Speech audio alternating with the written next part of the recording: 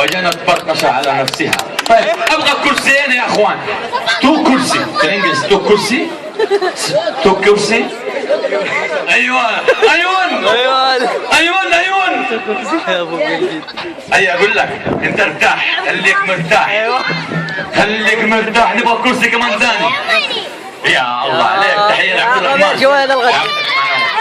طيب طبعا والله بنجيب واحد فيكم يجي، يلا واحد يجي. خلاص ما دام جلست حلو. طيب ابغاك بس تجي انت وقف لي قدام الاخ كذا، طول في الوجه السموح هذا، تجيني انت هنا يعني طول اللي جالس امامه.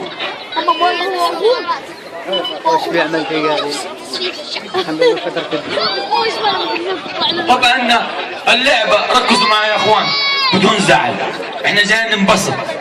طبعا كلنا احنا صغار شربنا بالرضاعه، صح؟ اليوم راح ارجع الشباب لايام زمان، ايام الطفوله. ما في احلى من الطفوله، صح؟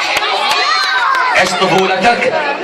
طيب طبعا عشتها بكل اشكالها. اللهم لك الحمد والشكر. الحرب سهلان كذا بصراحه، خليك تنبسط، راح تطلع اليوم مبسوط. طبعا اخليك اليوم اب للحلو هذا، بس مؤقت وقت المسرح، بعد كذا صور اخوان. اوكي؟ اعطيني الرضاعتين نسمع صفقه حلوه. يا سلام ما شاء الله عليك، جاهز. ما جايب رضاعتين انا. طبعا الوالده راحت السوق وقالت لك انت يا ولدي الكبير في البيت، ابوك الصغير نايم. اشوف الله اخوك